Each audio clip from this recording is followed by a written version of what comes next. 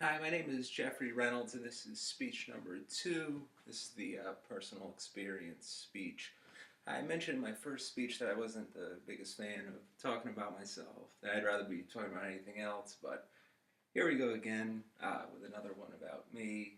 I don't really want to get into anything too personal, super personal. I know that sounds funny, but I'll just tell a little story that happened to me. Part of it is sort of about I feel like everything is so out and open these days with different types of social media and stuff, and I maintain a very, very small digital footprint. I just don't like the idea of people prying into my private life. But anyways, this is a little story that happened to me right before Christmas. Uh, First, an apology to anybody that's taking criminal justice. This story's about there's police officers in it. I'm not gonna rant and rave about them. Uh, that can be for another speech. But I was pulled over right before Christmas, and I was on my way to the doctor's actually, and I really, really had to see the doctor. I have to get medicine every single month, and I saw sirens behind me. And if you're anything like me, I'm sure half the other half of the class that isn't taking criminal justice might be. If you're anything like me, whenever you see sirens light up, you get this awful feeling in the pit of your stomach, like you did something wrong, even if you didn't. Um, I was speeding a little bit, and I got pulled over. And when they ran my license, the trooper told me that my license had been suspended for the last 10 years. And I thought to myself that was impossible because I actually renewed my license in 2011 or something like that. But he said since '04 it had been suspended. So I sat there for a minute, and it wasn't as bad as it could have been. It wasn't as bad in a lot of the instances I've had with cops or troopers or whatever. He wrote me a ticket, but he let me drive. He let me keep driving. So I went to my doctor's appointment, and I called this small town where the ticket was out of, where I used to live when I was younger, and they told me they just found the ticket. It was a speeding ticket, and it was a cracked headlight, I think. And they just found it in a desk drawer, and they sent it to Albany.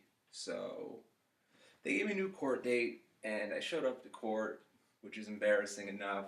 I don't know if any of you have ever been to court before, but you're packed into a room with a bunch of other people that are annoyed for having to be there, and it smells like nervous people, and it's just not a good time. When I got there, I actually got pulled into a little room, and there's a guy in a suit. So I thought I was talking to the district attorney, like how I don't know if you ever had a speeding ticket, but sometimes you're given the opportunity to plea your ticket down at something. So here I am. I'm thinking I'm talking to the district attorney, and it wasn't. It was actually the officer that wrote me a ticket all those years ago. He's not a patrolman anymore. He's the chief of detectives now. And he had a folder with my name on it, and he started flipping through it, and there was pictures of me. There's my fingerprints when I was a little kid, and various other pictures of me from other times of my life, and it just gave me the creeps. And he seemed to, I mean, he knew where I had lived for the last couple of years, and it just gave me the creeps. I mean, the man literally told me when the last time I had been in that city was, and it just spooked me. So I talked to him for a moment, and he ended up dropping the ticket was so old. He ended up dropping it down to a parking ticket. So I went before the judge, and I paid $150 fine, and I left. Um, that's the end of the story. But the feeling, the worst thing wasn't it's not getting pulled into the courtroom, and it's not like the strange bureaucratic stuff where they lost the ticket in the drawer, and then 10 years later you get pulled over.